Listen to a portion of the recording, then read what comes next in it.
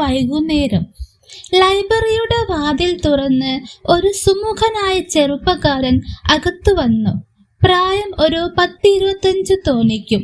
നനഞ്ഞ മുടി, കയ്യിൽ ഒരു ബാഗ്, മുഖത്ത് സുന്ദരമായ പുഞ്ചിരി. പേര് കിഷോർ. മാഡം, മലയാള സാഹിത്യത്തിലെ മികച്ച പ്രണയ കഥകൾ വേണം. മീര ഒന്ന് നോക്കി.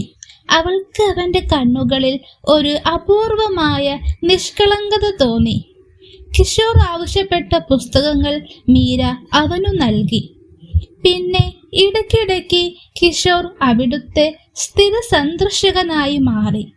ഒരു ദിവസം അവൻ മീരയോട് ചോദിച്ചു, മാഡം, നിങ്ങൾക്ക് ഒരിക്കലെങ്കിലും പ്രണയം തോന്നിയിട്ടുണ്ടോ? മീര ഒന്ന് ചിരിച്ചു. പക്ഷേ ആ ചിരിയിൽ ഒരു വേദനയുണ്ടായിരുന്നു. പ്രണയം, അത് നിങ്ങളെപ്പോലെ ചെറുപ്പക്കാരുടെ കാര്യമാണ്. ഞാനൊക്കെ 40-45 വയസ്സായില്ലേ. ഇനി എന്ത് പ്രണയം? അല്ല മാഡം, പ്രണയത്തിന് പ്രായം ഒരു പ്രശ്നമല്ല.